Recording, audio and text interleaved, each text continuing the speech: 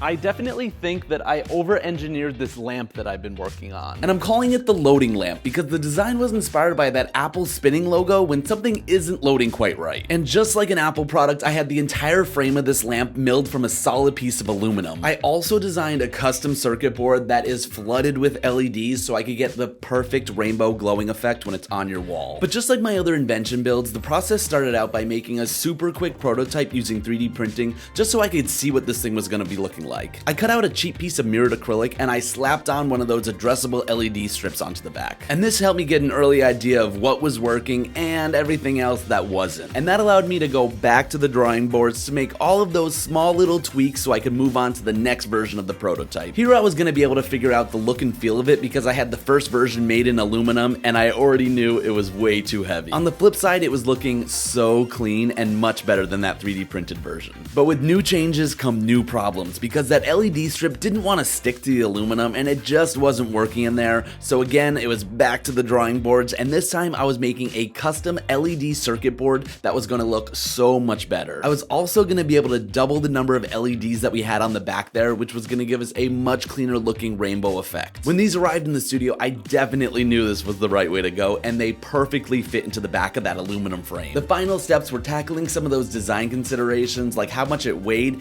and adding some pass-through ports for the electronics. I also made a last-minute game time decision that I was going to go with a matte black finish instead of the silver. I also upgraded that cheap acrylic to some real glass mirrors that were looking great. I waited patiently, but the final version of those aluminum frames showed up and they were looking so good. Now with all of the parts assembled, I could get the loading lamp onto my wall and fire it up. The rainbow effect came out exactly how I wanted. And if you want to get a loading lamp for yourself, check out thatwasmadebymaddie.com.